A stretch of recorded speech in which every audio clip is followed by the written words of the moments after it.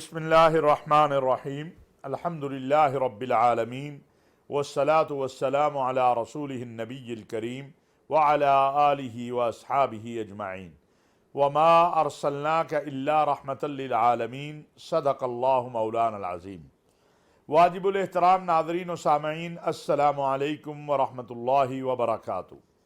नाज़रीन व सामईन, रसूल अकरम सल्लल्लाहु अलैहि वसल्लम का यौम विलादत और इस दुनिया से पर्दा फरमा जाना इसी रबीउल अव्वल के महीने में हुआ है। आका अलैहिस्सलातु वस्सलाम पूरी कायनात के लिए रहमत बनाकर भेजे गए। सिर्फ इंसानियत के लिए नहीं, सिर्फ जिन्नात के लिए नहीं, सिर्फ नबातात, हयावानात, हर चीज़ जो इस कायनात में मौजूद है, जिस तरह अल्लाह रब्बुल आलमीन है, रसूल अकरम सल्लल्लाहु अलैहि वसल्लम रहमतुल लिल आलमीन हैं।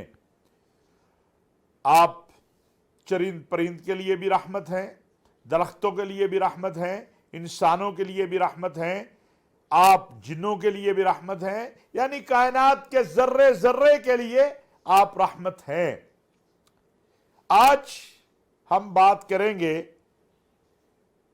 कि इखलाक, आका अलैहिस्सलातु वस्सलाम का इखलाक कैसा था। आपका इखलाक कुरान है। जितना खूबसूरत अल्लाह का कलाम है, उतना ही खूबसूरत आका अलैहिस्सलातु वस्सलाम का इखलाक है। कायनात में आपसे बेहतर इखलाक वाला कोई नहीं है। आपके चेहरे पर चेहरा अनवर हमेशा हशाश बशाश रहता, आपके चेहरे पर हमेशा मुस्कुराहट रहती। आप गुस्से वाले नहीं थे, आप इंतहाई नरम मिजाज, आपकी तबीयत, आपका मिजाज इंतहाई नरम था। आप कभी ऊंची आवाज में लोगों की तरफ आवाज नहीं लगाते थे। आपके गुस्से के बारे में, और यही मोमिन की शान है कि गुस्सा देर से आए और जल्दी चला जाए। यानी आपको अगर कभी गुस्सा आता तो देर से आता और आप बहुत जल्द राजी हो जाते। आका अलैहिस्सलातु वस्सलाम की इखलाक की जो सीरत मुस्तफ़ा सल्लल्लाहु अलैहि वसल्लम से अनवार हमें मिलते हैं, जो खूबसूरती हमें मिलती है, उसमें सबसे पहली बात यह है कि आप गुस्से में जल्दी नहीं आते थे, देर से गुस्से में आते और जल्दी राजी हो जाते। रसूल अकरम सल्लल्लाहु अलैहि वसल्लम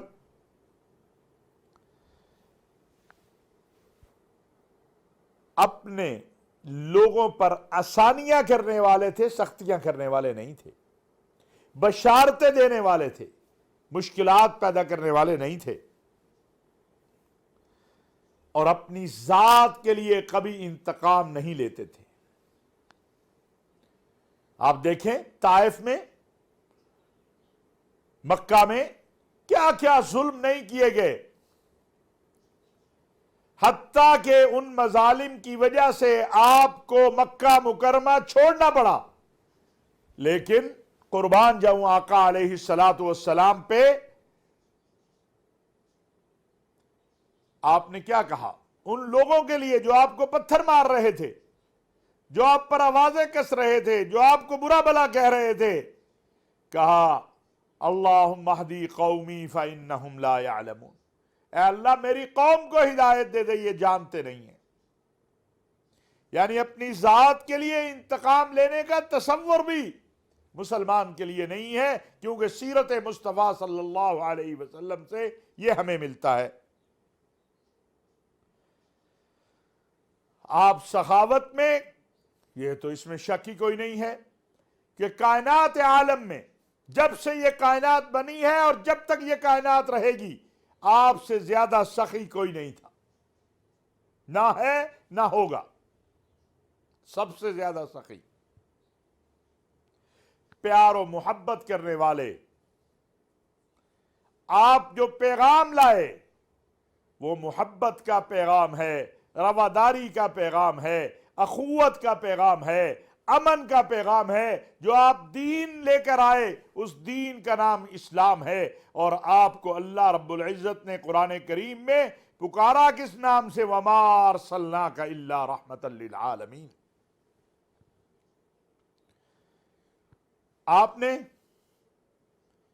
آپ کے آنے سے اس کائنات میں امن، انسانیت، اخلاق، عورت کے حق، ہاں، آپ کی آمد سے پہلے عورتوں کو زندہ درگور کیا جاتا تھا، عورت کی کوئی تعظیم نہیں تھی، کوئی تکریم نہیں تھی، بیٹیاں پیدا ہوتے زندہ درگور ہو جاتی تھی۔ میرے آقا علیہ السلام نے آ کر دنیا کو بتایا کہ بیٹی زحمت نہیں ہے، رحمت ہے، بیٹی کی وجہ سے مشکلات نہیں آتی، آسانیاں آتی ہیں۔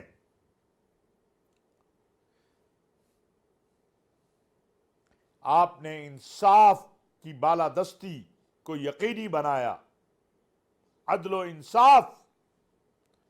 آج معاشرے تباہ اس لیے ہو رہے ہیں، اور ماضی میں کہ وہاں عدل و انصاف قائم نہیں ہوا۔ آپ نے کیا کہا؟ آپ نے کہا کسی کالے کو گورے پر، گورے کو کالے پر کوئی فوقیت نہیں ہے الا بالتقوی، مگر تقوی کے ساتھ۔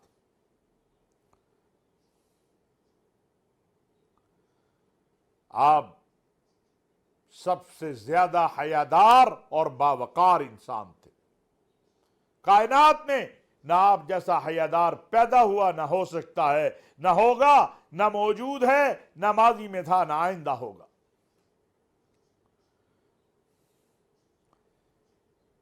آپ صلی اللہ علیہ وسلم کی سیرت طیبہ سے ہمیں معلوم ہوتا ہے کہ اگر کوئی چیز آپ کو ناگوار گزرتی تو اس کے اثرات بھی چہرے پر آ جاتے، اور اگر کسی چیز سے آپ خوش ہوتے تو وہ بھی چہرے پر جو ہے وہ اس کے اثرات آ جاتے۔ آپ نے اپنے ماننے والوں کو، اپنی امت کو بتایا کہ کینہ پروری اچھی بات نہیں ہے، حسد اچھی بات نہیں ہے، بغض اچھی بات نہیں ہے، گالی دینا اچھی بات نہیں ہے، نام بگاڑنا اچھی بات نہیں ہے۔ قرآن کریم کی آیت ہمیں بتاتی ہے کہ قرآن کریم میں حکم دیا گیا کہ ان جاءکم فاسق بنبأ فتبینوا ان تصیبوا قوما بجہالۃ فتصبحوا علی ما فعلتم نادمین۔ کوئی ادھر ادھر سے خبر لے آئے تو ہر ایک کی خبر کے اوپر جو ہے وہ نہیں چل پڑنا ہے، تحقیق کرنی ہے۔ اسی طرح کہا گیا ایحب احدکم ان یاکل لحم اخیہ میتا، کیا تم میں کوئی پسند کرے گا کہ اپنے مردہ بھائی کی جو ہے وہ میت کو کھائے؟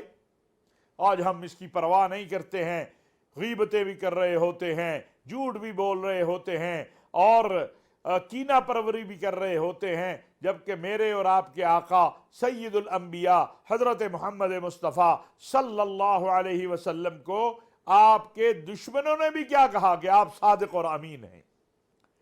آپ یہ دیکھیں کہ جس دن ہجرت کی آپ نے، یعنی وہ مکہ والے جو آپ کو قتل کرنا چاہتے تھے، نعوذ باللہ، جو آپ کے قتل کے در پہ تھے، جن کی وجہ سے آپ کو ہجرت کرنی پڑ رہی ہے، وہ مکہ والے اپنی امانتیں پھر بھی آپ کے پاس ہی رکھوا رہے ہیں۔ اور جس رات آپ نے ہجرت کی تو سیدنا علی کرم اللہ وجہہ کو کہا کہ تم میرے بستر پر سو جاؤ، اور صبح اہل مکہ کی جو امانتیں ہیں وہ ان کے سپرد کر کے مدینہ منورہ آ جانا، اور خود سیدنا ابو بکر صدیق رضی اللہ تعالیٰ عنہ کے ہمراہ آپ نے ہجرت کا سفر شروع کر دیا۔ وہ بھی آپ کے دشمن بھی کہتے نہیں نہیں یہ سچے ہیں، یہ امانت دار ہیں۔ آج ذرا ہم بھی اپنے آپ کو اس کٹہرے میں کھڑا کر کے دیکھیں کہ ہم جو اپنے آپ کو کہتے ہیں ہم محمد عربی صلی اللہ علیہ وسلم کے امتی ہیں، ہم کتنے کا امانت دار ہیں، کتنا کہ سچ بولنے والے ہیں، کتنا کہ ہم امانت پہ پورا اترنے والے ہیں۔ اور یہ جو تصور بنا لیا گیا ہے کہ امانت صرف پیسوں کی ہے یا کوئی سونا رکھ گیا، نہیں، امانت یہ بھی ہے کہ میں پیسے لوں پورے اور کم تو لوں، یہ بھی بے ایمانی ہے، امانت میں خیانت ہے۔ میں تنخواہ لوں 8 گھنٹے کی، کام کروں 4 گھنٹے، دھوکہ دوں، مجھے وسائل دیے جائیں دفتر کے لیے، ان کو گھر میں استعمال کروں۔ یہ ساری وہ چیزیں ہیں جو خیانت میں آتی ہیں۔ کسی کو دھوکہ دے کے اپنا مال بیچ لوں۔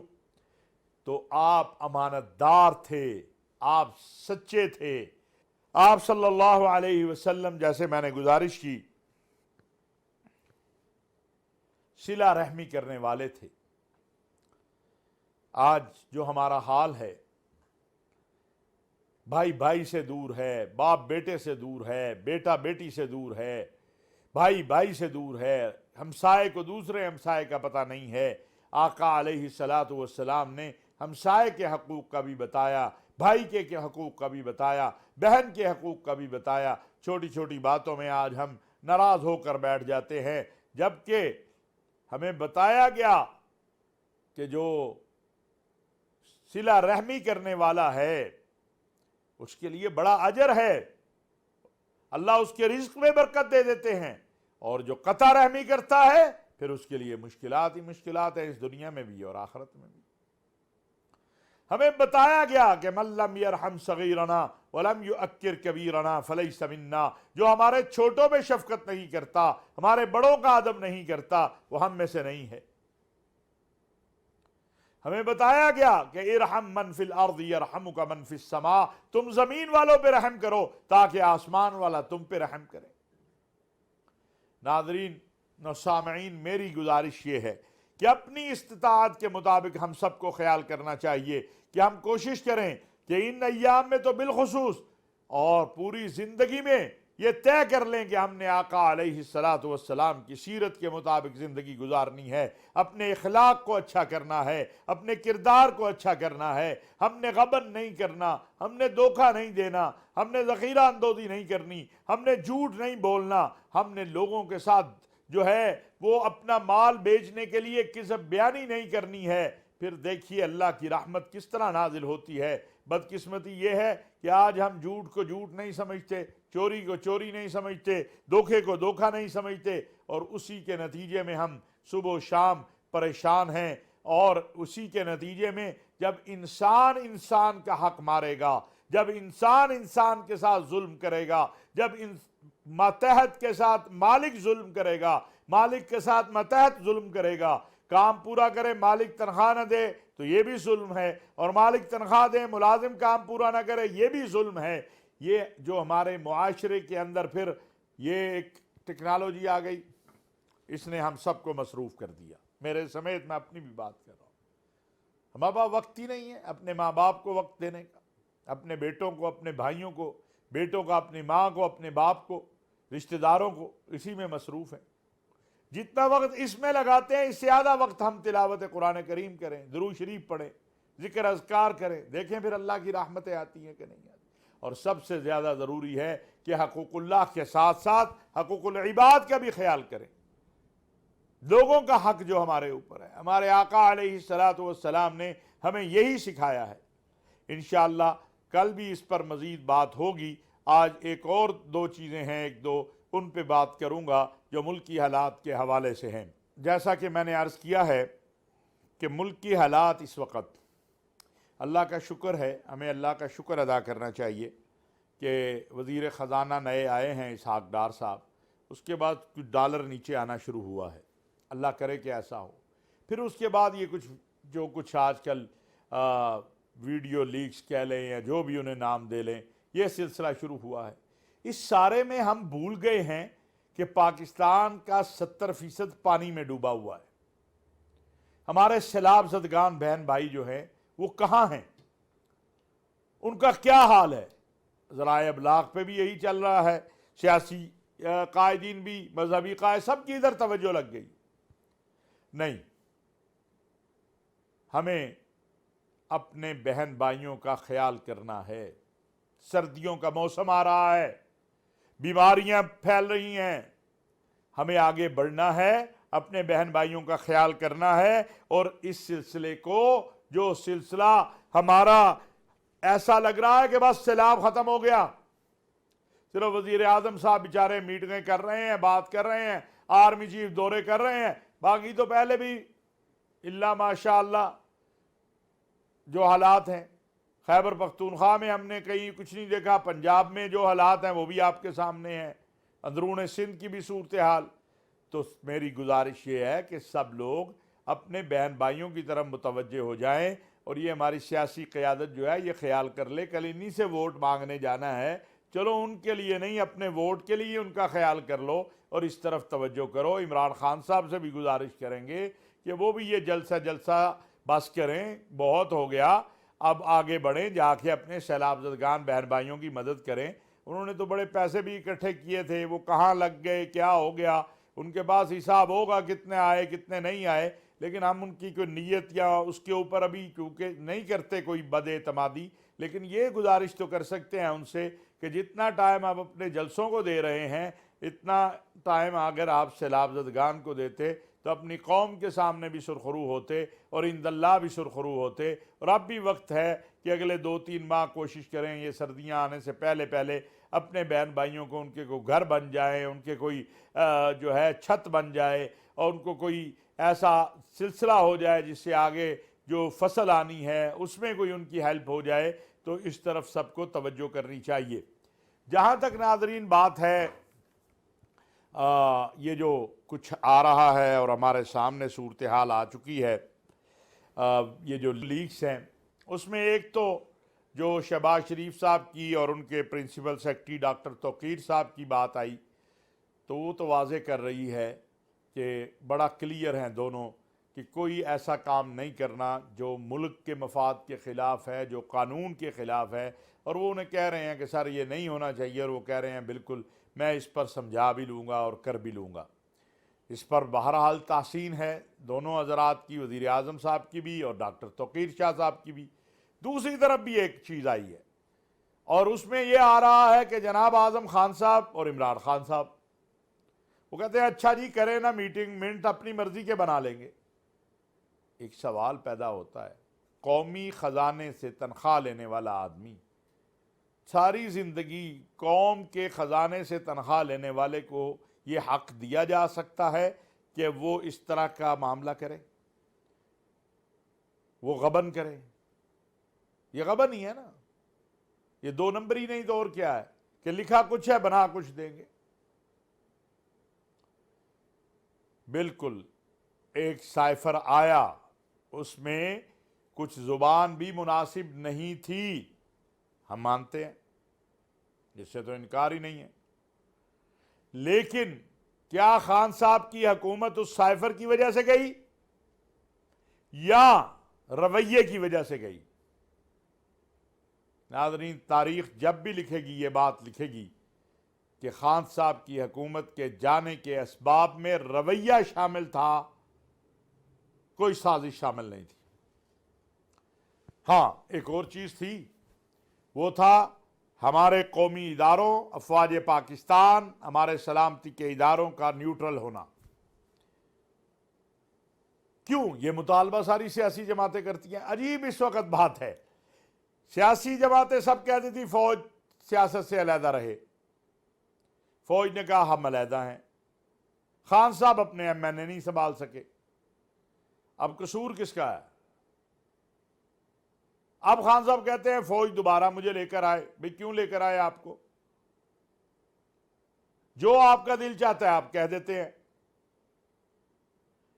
آپ نے کیا کچھ نہیں کہا، آپ کے لوگوں نے جنرل سرفراز شہید اور ان کے ساتھیوں کی شہادت پر کیا کچھ نہیں کیا؟ کہیں تو سٹاپ لگانا چاہیے نا۔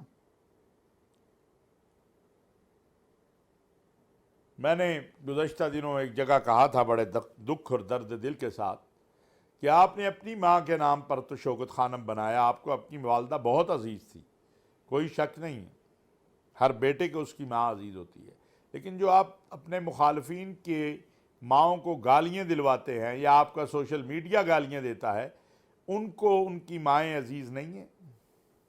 جتنی آپ کو اپنی ماں پیاری لگتی ہے ہمیں بھی اپنی ماں اتنی ہی پیاری لگتی ہے، مجھے بھی، سلیم صافی صاحب کو بھی، باقی لوگوں کو بھی۔